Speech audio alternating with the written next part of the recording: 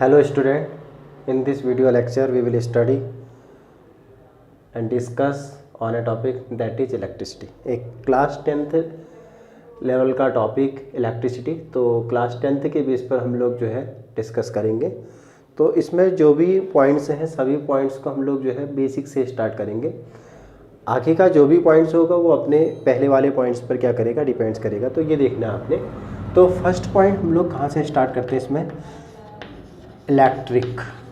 What is electric, क्योंकि जैसा chapter का नेम है इलेक्ट्रिसिटी, तो इसमें जो इलेक्ट्रिक वर्ड है वो आपने सबसे पहले समझना पड़ेगा कि इलेक्ट्रिक होता क्या है। Electric means it is a branch of physics in which you will study of charge. जहाँ पर हम लोग क्या करते हैं, चार्ज की स्टडी करते हैं, उसको हम लोग क्या बोलते हैं, electric. In which we will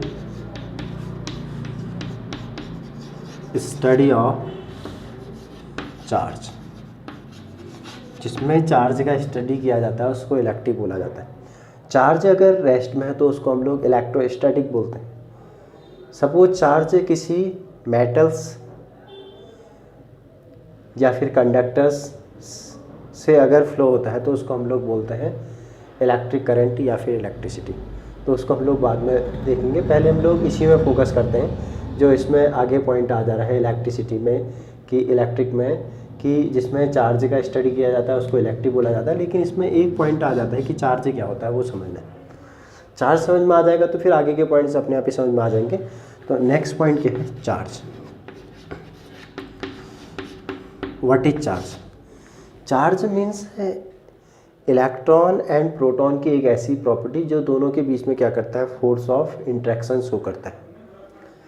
या फिर आप कोई भी पार्टिकल्स बोल सकते हो, या फिर इलेक्ट्रॉन्स के बीच में एक ऐसी property which gives rise the force of interaction between them.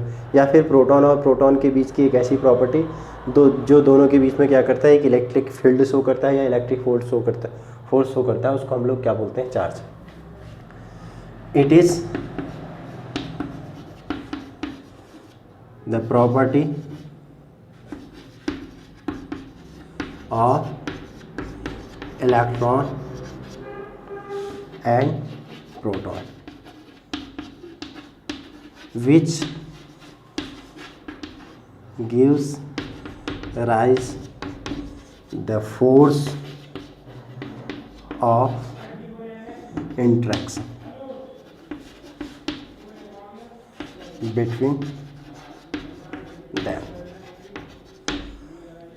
मतलब एक इलेक्ट्रॉन और प्रोटॉन की एक ऐसी प्रॉपर्टी जो दोनों के बीच में क्या करता है, फोर्स ऑफ इंट्रैक्शन या फिर एक इलेक्ट्रिक फील्ड शो करता है, उसको हम लोग क्या बोलते हैं, चार्ज बोलते हैं। चार्ज दो टाइप के होते हैं, types. There are two types of charges. First होता है positive and second is negative. तो दो टाइप के चार्जेस में डिस्कस करना है, एक पॉजिटिव चार्ज हो गया, दूसरा क्या हो गया, नेगेटिव। जिसमें से प्रोटॉन्स क्या होते हैं, पॉजिटिव चार्ज होते हैं, जबकि इलेक्ट्रॉन्स क्या होते हैं, नेगेटिव चार्ज। तो जैसे जैसे देखो अपने आप ही टॉपिक बन रहा है, उसका अगला टॉपिक अपने आप बन जा रहा है। जैसे इलेक्ट्रिसिटी में what is electric, electric means physics की एक ऐसी ब्रांच है जिसमें हम लोग चार्ज का स्टडी करते हैं, उसको इलेक्ट्रिक बोला जाता है। चार्ज अगर रेस्ट में होगा तो उसको इलेक्ट्रोस्टैटिक्स बोलते हैं। चार्ज अगर मोशन में होगा तो उसको हम लोग क्या बोलेंगे, इलेक्ट्रिक करंट। उसी को हम लोग आगे पढ़ेंगे, लेकिन बेसिक देख रहे हैं हम लोग। तो अब जो इसमें चार्ज आता है, चार्ज होता क्या है, चार्ज मीन्स इलेक्ट्रॉन प्रोटॉन के बीच की एक ऐसी प्रॉपर्टी, या फिर प्रोटॉन के बीच में, या फिर इलेक्ट्रॉन के बीच की एक ऐसी प्रॉपर्टी जो दोनों के बीच में क्या करता है, फोर्स ऑफ इंट्रैक्शन या फिर एक इलेक्ट्रिक फील्ड शो करता है, उसको हम लोग क्या बोलते हैं, चार्ज बोलते हैं। अब इसमें आता है चार्ज के बारे में। तो there are two types of charges, एक प्रोटॉन होगा, दूसरा क्या होगा, टू टाइप्स ऑफ चार्जेज, एक पॉजिटिव और दूसरा क्या होगा, नेगेटिव। पॉजिटिव में क्या आ जाएगा, प्रोटॉन, और नेगेटिव में क्या आ जाएगा, इलेक्ट्रॉन्स। अब इसके बाद हम लोग क्या पढ़ेंगे, प्रोटॉन और इलेक्ट्रॉन्स के बारे में। तो इनका मास कितना है ये नॉन होना चाहिए हमको, और सेकेंड पॉइंट इनमें चार्ज कितना होता है ये फोकस करना है। तो इसके लिए हम लोग एक टेबल बना देते हैं। जो आपके दो टाइप्स के चार्जेस हैं, एक पॉजिटिव और एक नेगेटिव, तो उसमें जो पॉजिटिव होगा प्रोटॉन्स और नेगेटिव इलेक्ट्रॉन्स, तो उसमें हम लोग फोकस कर रहे हैं। तो यहाँ पर चार्जेज में प्रोटॉन और electron and masses and charge. अब प्रोटॉन का मास कितना होता है, इलेक्ट्रॉन्स का मास कितना होता है और उनका चार्ज कितना होता है, ये देखना है। प्रोटॉन पॉजिटिव पार्टिकल्स है, पॉजिटिव चार्ज होता है उसमें, तो इसमें चार्ज होता है प्लस 1.6 × 10⁻⁻19 कूलाम। जबकि इलेक्ट्रॉन्स में चार्ज क्या होगा, -1.6 × 10⁻⁻19 कूलाम। कूलाम चार्ज की यूनिट होती है, SI यूनिट क्या होगी उसकी, कूलाम होगी। इसके बाद देखेंगे and mass of the proton is 1.67 × 10⁻⁻27 kg and mass of electron is 9.1 × 10⁻31 kg। तो जो दो टाइप के चार्जेज हैं, एक पॉजिटिव और नेगेटिव। तो positive means proton positive charges possess करते हैं, जबकि जो इलेक्ट्रॉन्स होते हैं वो नेगेटिव चार्ज होते हैं। तो उनकी मास और ये चार्ज के लिए एक टेबल होगी। अब इसके बाद आता है SI unit of charge. SI unit क्या होती है चार्ज की, चार्ज की SI यूनिट होती है कूलाम। इसको हम लोग किससे इंडिकेट करेंगे, कैपिटल C से। And CGS unit,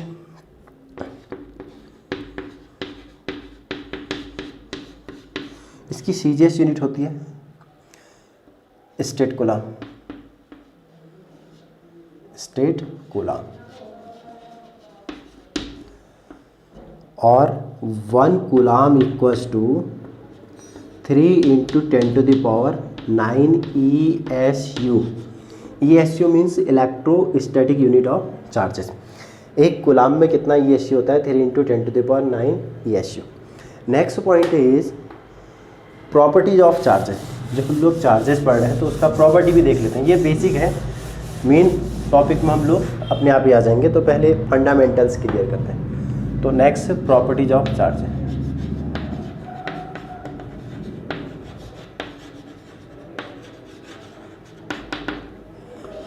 properties of charge, first properties is attraction और रिपल्शन। अट्रैक्शन और रिपल्शन। तो अट्रैक्शन और रिपल्शन क्या होता है, देखना है। प्रॉपर्टी चार्जेस की एक प्रॉपर्टी है जिसमें अट्रैक्शन और रिपल्शन भी होता है। सपोज आपके पास दो प्रोटॉन्स हैं, तो दोनों प्रोटॉन्स कैसे हैं, पॉजिटिव चार्ज है, तो ये दोनों क्या करेंगे, एक दूसरे को रिपल्स करते हैं। अगर सपोज आपके पास एक इलेक्ट्रॉन है और दूसरा क्या है, प्रोटॉन, अपोजिट चार्जेस हैं, तो ये दोनों क्या करेंगे, एक दूसरे को अट्रैक्ट करेंगे। तो it means like charges are repel each other and unlike charges are attract each other. तो जो भी लाइक चार्जेस होंगे वो क्या करेंगे, एक दूसरे को रिपल करेंगे, जबकि अनलाइक चार्जेस क्या करेंगे, एक दूसरे को अट्रैक्ट करते हैं। तो ये देखना हम अट्रैक्शन और रिपल्सन की प्रॉपर्टी के बाद हम लोग सेकेंड प्रॉपर्टी होती है additive properties of charges. Second point is additive property of charges. Charge क्या होता है, ऐड भी होता है। इसके लिए हम लोग एग्जाम्पल से भी डिस्कस कर सकते हैं। Additive properties of charge means suppose कोई भी हमारे पास एक कोई सिस्टम है, कोई भी कंडक्टर या फिर कोई भी एक सिस्टम जिसमें चार्ज क्या है, Q1, चार्ज को हम लोग Q से इंडिकेट करते हैं, -Q2, -Q3 प्लस Q4, अलग अलग चार्जेस हैं। मतलब एक कोई सिस्टम, एक ऐसा सिस्टम जिसका किसी दूसरे सिस्टम के साथ कोई भी कांटेक्ट नहीं है, एक आइसोलेटेड सिस्टम जिसमें चार्जेस क्या है, उसमें Q1 -Q2 -Q3 plus Q4 plus Q5 up to ऐसी चार्जेस। तो according to the additive properties of charges the net charges will be added of any isolated system. तो इसका नेट चार्ज क्या हो जाएगा, ऐड हो जाएगा जितना भी चार्ज होता है। जैसे Q = plus Q1 -Q2 -Q3 plus Q4 and plus Q5। जितना चार्ज है वो सभी का सभी क्या हो जाता है, ऐड हो जाता है। इसको हम लोग क्या बोलते हैं, एडिटिव प्रॉपर्टीज ऑफ चार्जेस। अब एडिटिव प्रॉपर्टीज ऑफ चार्जेस के लिए आप एक एग्जांपल भी ले सकते हैं। जैसे जितने भी एटम्स होते हैं सभी के सभी एटम्स क्या होते हैं, इलेक्ट्रिकली न्यूट्रल्स होते हैं, तो उसका रीजन देखना है।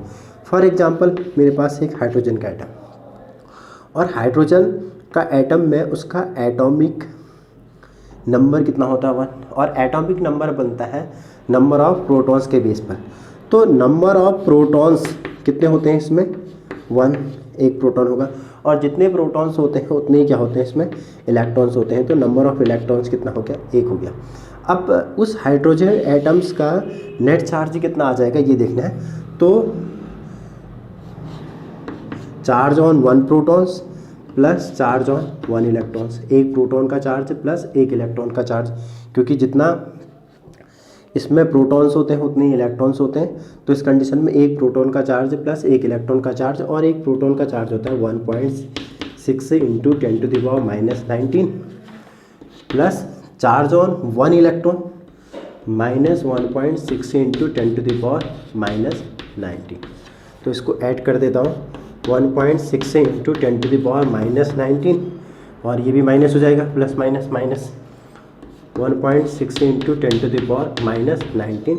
तो आंसर कितना आ जा रहा है, 0। तो जितने भी एटम्स होते हैं वो क्या होते हैं, इलेक्ट्रिकली न्यूट्रल्स होते हैं। और कोई दूसरा एग्जांपल भी लेना है तो वो भी हम लोग फोकस करेंगे। फॉर एग्जांपल सोडियम, सोडियम का एटॉमिक नंबर होता है 11। 11 मीन्स इसमें नंबर ऑफ प्रोटॉन्स कितने होते हैं, 11 होते हैं, और नंबर ऑफ प्रोटॉन्स अगर 11 होंगे तो नंबर ऑफ इलेक्ट्रॉन्स भी क्या होंगे, 11 होंगे। तो प्रोटॉन्स कितने आ गएंगे फिर इसमें, 11 प्रोटॉन्स, एंड इलेक्ट्रॉन्स कितना होगा इसमें, 11। तो 11 प्रोटॉन्स का चार्ज प्लस 11 इलेक्ट्रॉन्स का चार्ज, देन 11 प्रोटॉन्स का चार्ज कितना, 11 into charge on 1 proton 1.6 into 10⁻⁻19 plus 11 into charge on 1 electron वो माइनस 1.6 इंटू 10⁻⁻19। 11 प्रोटॉन का चार्ज प्लस 11 इलेक्ट्रॉन्स का चार्ज, तो 11 into 1.6 into 10⁻⁻19 plus 11 into minus, क्योंकि जो इलेक्ट्रॉन में चार्ज होता है वो माइनस 1.6 इंटू 10⁻⁻19। तो इसको कैलकुलेट कर रहे हैं, 11 इंटू 1.6 इंटू 10⁻⁻19, और ये माइनस हो जाएगा ये वाला पोर्सन, ये प्लस है और यहाँ पर माइनस है, तो यहाँ पर क्या आ जाएगा, माइनस 11 इंटू 1.6 इंटू 10⁻⁻19। ओवरऑल क्या आ जाएगा यहाँ पर आंसर, 0, क्योंकि ये क्या हो जाएगा, कैंसिल हो जाएगा, दोनों सेम है। तो नेट चार्ज सोडियम एटम में कितना आता है, 0 आ जाता है। तो यही क्या है additive properties of charges. Next third property देखेंगे हम लोग।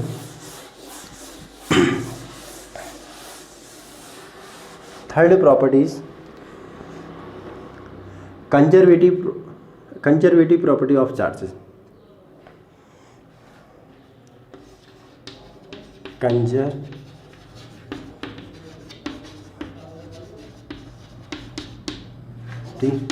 Of charge.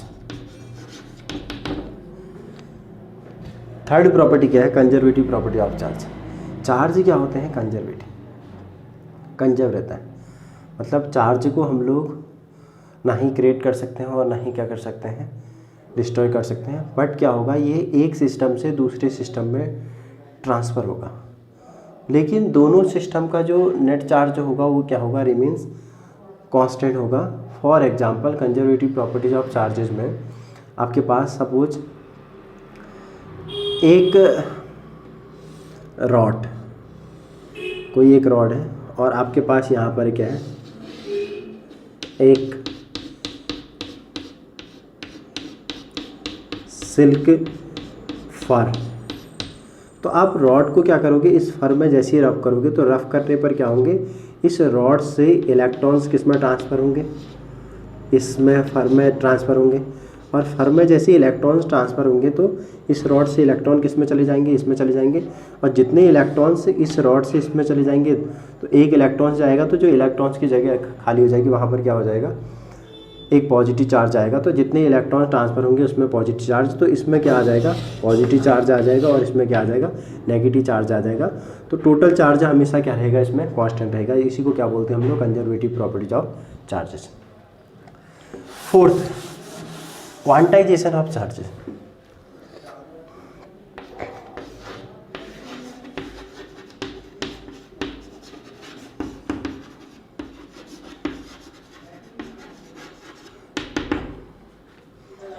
Quantization of charges means charge क्या रहता है, क्वांटाइज रहता है। मतलब किसी भी सिस्टम में टोटल चार्ज क्या होगा, बेसिक यूनिट ऑफ चार्जेस का क्या होगा, इंटीग्रल मल्टीपल होगा।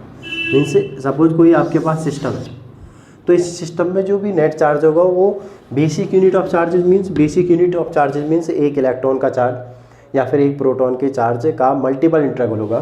Means according to the quantisation of charges means the net charge in any isolated system is equal to the multiple integral of basic unit of charges.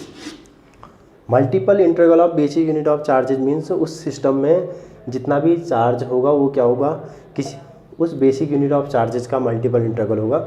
इसका मतलब हो गया basic where E equals to 1.6 into 10⁻⁻19 coulomb, यह है basic unit of charges, इतना होगा।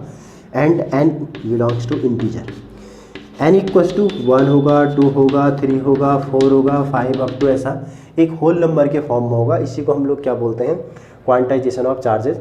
अगर आप किसी रॉड को अपने हेयर में अगर रब करते हो, तो रब करने पर उस कंडीशन में, जैसे मैं इस पेन को अपने हेयर में रब कर रहा हूँ, तो रब करने में क्या होगा, इस पेन से जितने भी इलेक्ट्रॉन्स ट्रांसफ़र होंगे वो नंबर ऑफ़ इलेक्ट्रॉन्स क्या होंगे, एक इंटीजर के फॉर्म में होंगे, होल नंबर के फॉर्म में होंगे।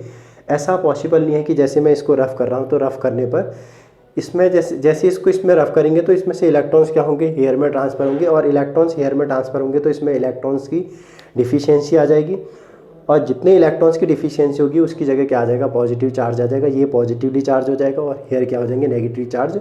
बट नंबर ऑफ़ इलेक्ट्रॉन्स क्या होंगे, एक इंटीजर के फॉर्म होंगे। या तो वो 10 इलेक्ट्रॉन ट्रांसफ़र हो सकते हैं, या 15, 20, 25, 50 ऐसे करके नंबर ऑफ़ इलेक्ट्रॉन्स ट्रांसफ़र होंगे। ऐसा पॉसिबल नहीं है कि 10 पॉइंट समथिंग, 12 पॉइंट समथिंग या फिर 20.5 ऐसे इलेक्ट्रॉन्स क्या हो ट्रांसफ़र होंगे। जितने भी इलेक्ट्रॉन्स होंगे सभी के सभी इलेक्ट्रॉन्स क्या होंगे, एक इंटीजर के फॉर्म में ही रहेंगे। मतलब जितने भी इलेक्ट्रॉन्स होंगे, एक इलेक्ट्रॉन ट्रांसफ़र हो सकता है, 2 ट्रांसफ़र हो सकता है, 3, 4, 5, 6 ऐसे ट्रांसफ़र हो सकते हैं। ऐसा पॉसिबल ना हो कि n इक्वल्स टू 3.5, 4.5, 6.5 इस फॉर्म में ट्रांसफ़र नहीं होंगे। तो इसी को क्या बोलते हैं हम लोग, क्वांटाइजेशन ऑफ चार्जेस। मतलब किसी भी सिस्टम में नेट चार्ज क्या हो जाएगा, जो बेसिक यूनिट ऑफ चार्जेज है उसका क्या होगा, मल्टीपल इंटीग्रल। इसका मतलब हो गया कि टोटल चार्ज या तो 1 ही हो सकता है, या 2 ही हो सकता है, या 3 ही हो सकता है, 4 ही हो सकता है, 5 ही हो सकता है, 6 ही हो सकता है। बट Q इक्वल्स टू 3.5 ही not possible. Q equals to 3 electrons possible हो सकते हैं, but Q equals to 3.5 possible नहीं हो सकता। N इक्वल्स टू यहाँ पर 3 पॉसिबल है, but N equals to 3.5 possible नहीं है। इसी को क्या बोलते हैं हम लोग, क्वांटाइजेशन ऑफ चार्जेस। अब हम लोग जो है जो 10th के टॉपिक है उसमें हम लोग फोकस करते हैं, क्योंकि जो इलेक्ट्रिसिटी में मेन व्हाट इज इलेक्ट्रिक और इलेक्ट्रिक में चार्ज का स्टडी होता है, फिर उसमें चार्ज होता क्या है, उसका जो टोटल ओवरऑल पॉइंट्स हम लोगों ने फोकस कर लिए। अब उसके बाद हम लोग नेक्स्ट पॉइंट आ जाएंगे, इलेक्ट्रिसिटी। तो व्हाट इज इलेक्ट्रिसिटी या फिर इलेक्ट्रिक करंट। जैसे मैंने इससे जस्ट पहले बोला कि अगर चार्ज अगर रेस्ट हो, अगर उसका स्टडी करते हैं तो उसको हम लोग बोलते हैं इलेक्ट्रोस्टैटिक। अगर चार्ज किसी मेटल से या फिर किसी कंडक्टर से फ्लो करता है तो उसको हम लोग क्या बोलते हैं, इलेक्ट्रिक करंट। तो next topic is on the based on class 10 electric current.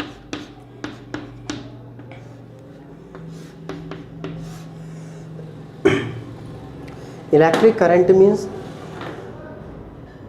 the flow of electric charge through any conductor with respect to time is known as electric current।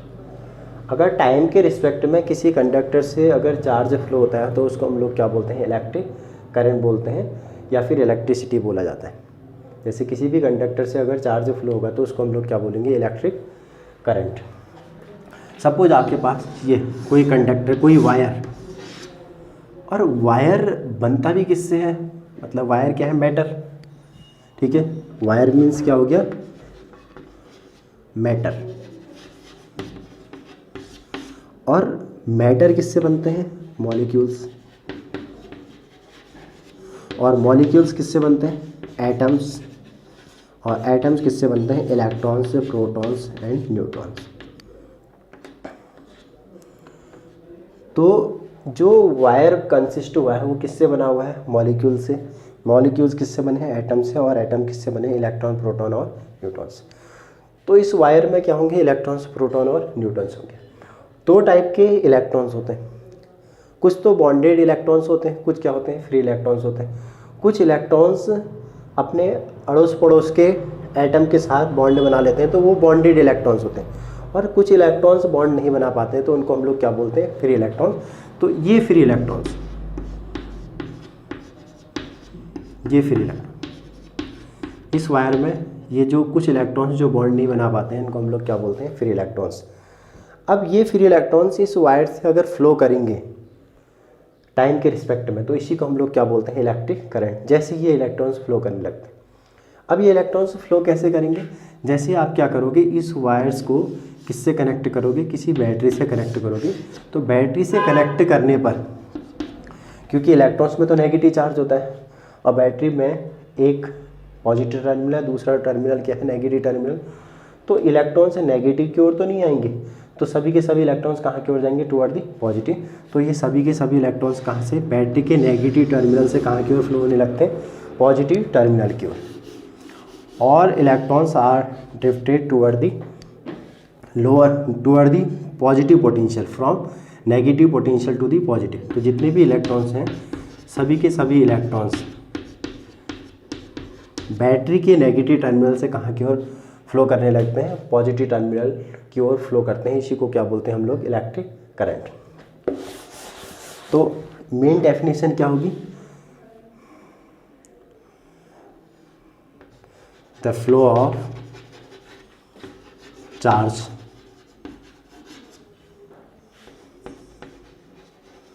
Through the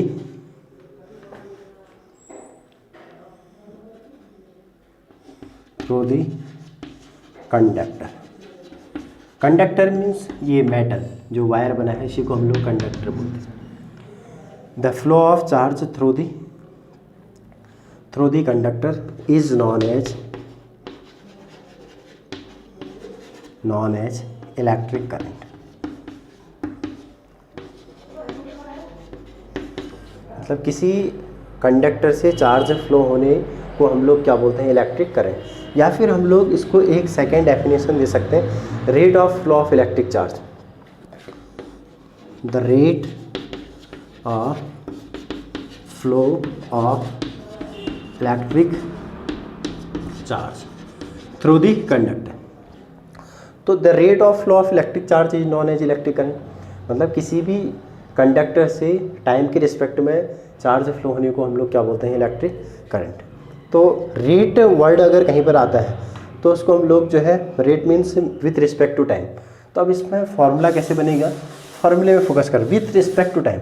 अगर respect word use हो रहा है तो उसमें हम लोग क्या करेंगे, डिनोमिनेटर में। अब विथ रिस्पेक्ट टू टाइम है तो टाइम कहाँ पर आ जाएगा, डिनोमिनेटर में आ जाएगा। या फिर रेट वर्ड भी किसके लिए आता है, टाइम के लिए आएगा। तो करंट को हम लोग किससे इंडिकेट करते हैं, ऐसे। सपोज इस कंडक्टर में जो यहाँ पर एक वायर लिया है, इस कंडक्टर में टी टाइम में कितना चार्ज फ्लो होता है, क्यू चार्ज फ्लो होता है। तो electric current I equals to Q upon T. अगर इस कंडक्टर से टी टाइम पर कितना चार्ज फ्लो हो रहा है, क्यू चार्ज फ्लो हो रहा है, तो electric current will be Q upon t. तो flow of charge with respect to time या फिर rate of flow of charge is known as electric current. And unit, the unit of electric current is ampere. Electric current की जो unit होती है वो क्या होती है, एम्पियर होती है। इसको हम किस में मेजर करते हैं, एम्पियर में मेजर करते हैं। उसके बाद नेक्स्ट टॉपिक देखना है हम लोगों ने इलेक्ट्रिक सर्किट। तो इलेक्ट्रिक सर्किट कैसे बनता है देखना है।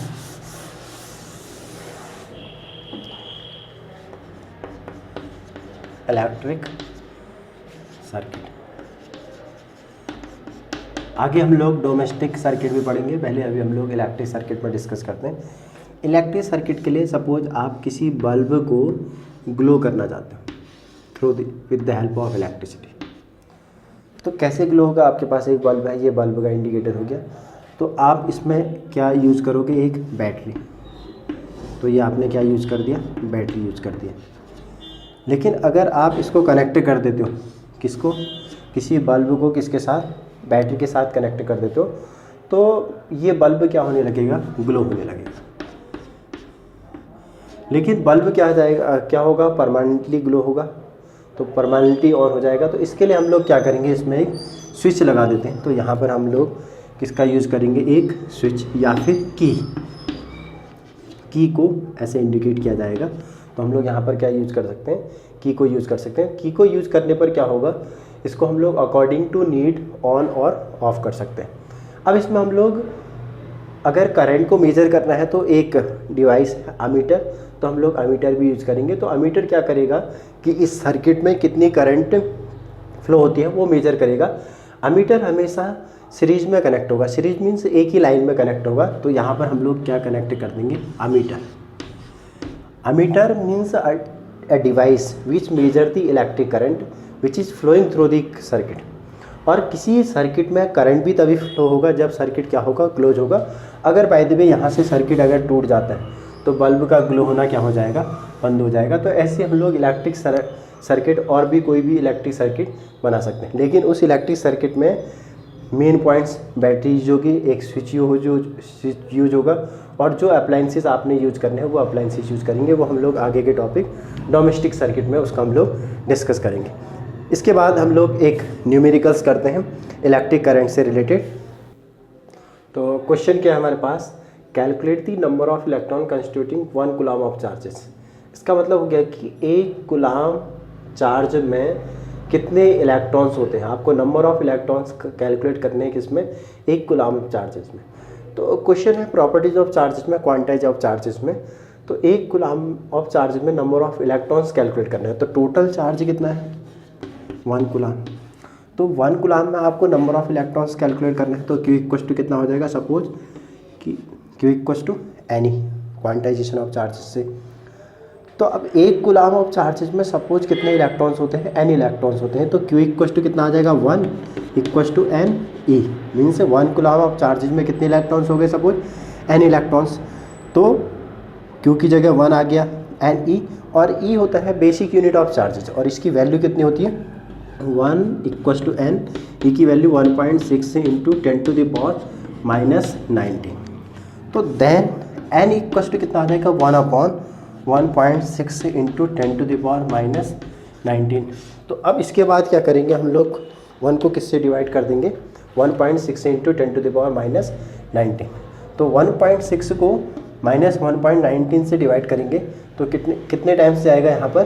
तो यहाँ पर हम लोग क्या करें, कितना आंसर आएगा इसका, तो इसका कैलकुलेट, तो डिवाइड करना है इसको, n इक्वल टू 1/1, तो हो जाएगा कितना। अब इसको हम लोग क्या करते हैं, इसको ऊपर भेज दो। तो 10 टू द पावर -19 ऊपर जाएगा तो क्या आ जाएगा, +19। तो 1/, क्या आ जाएगा, 1.6। देन n इक्वल टू, यहाँ से आप क्या करो, एक 0 यहाँ पर ले लो तो 10 हो गया, और एक 0 आपने ले लिया तो यहाँ पर कितना आ जाएगा, फिर 18 आ जाएगा, क्योंकि एक 0 यहाँ पर आपने आगे लिख दिया। अपॉन में 1.6 है तो यहाँ से पॉइंट हटेगा तो यहाँ पर क्या आ जाएगा, 0। तो n इक्वल टू कितने टाइम्स जाएगा, 6 टाइम्स, फिर then 2 times, then 5 into 10 to the power 18। तो नंबर ऑफ इलेक्ट्रॉन्स कितना आ गया, 6.25 इंटू 10 टू द पावर 18। अगर यहाँ पर आपको डेसिमल लग रहा है तो ये डेसिमल पॉइंट्स इससे हट जाएगा यहाँ पर। तो n इक्वल टू कितना आ जाएगा, 625 इंटू 10 टू द पावर कितना, 16। तो total number of electrons in 1 coulomb of charges is equal to the 625 into 10 to the power 16। इसके बाद नेक्स्ट तो क्वेश्चन है, a electric current of 0.5 ampere is drawn by a filament of an electric bulb for 10 minutes, find the amount of electric charge that flows through the circuit. तो आपको इसमें numericals value क्या क्या given है, 0.5 ampere की current किसी filament से flow होती है, कितनी देर के लिए, 10 मिनट्स के लिए, और आपको क्या निकालना है कि उसमें कितना चार्ज होगा। तो आपको गिवन क्या क्या है, given data I equals to 0.5 ampere and time t equals to कितना है, 10 मिनट।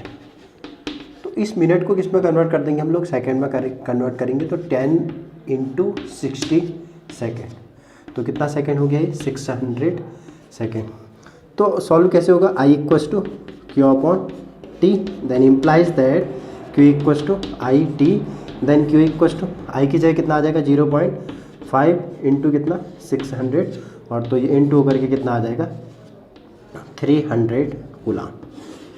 तो इसका मतलब उस फिलामेंट में कितना चार्ज होगा, या फिर उस सर्किट में कितना चार्ज होगा, Q इक्वल्स टू कितना, 300 कूलाम। उसके बाद हम लोग next topic, electric potential.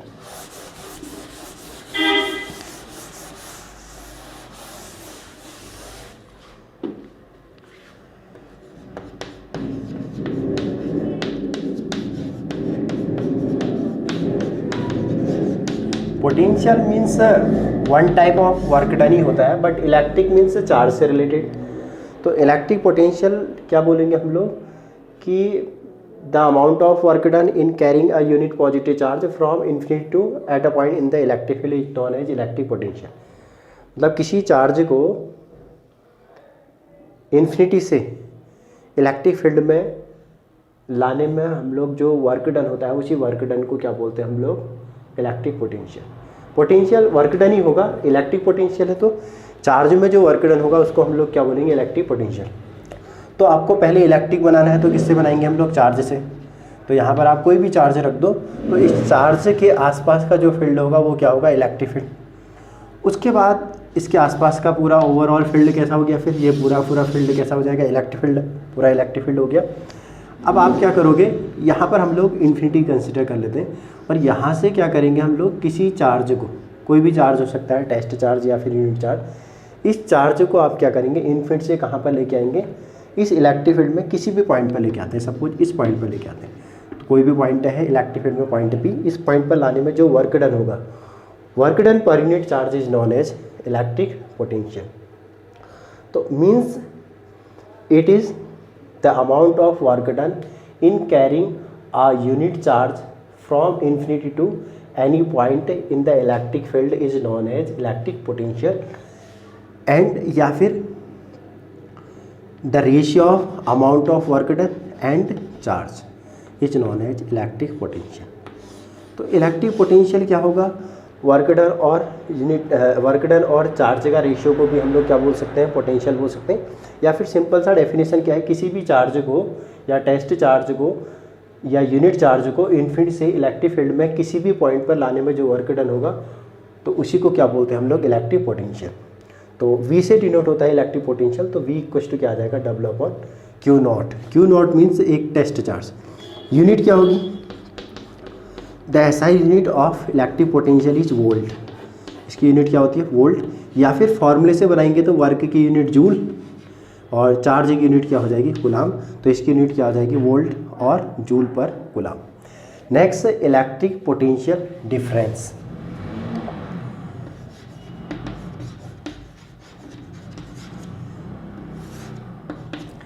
Electric potential difference means difference in potential.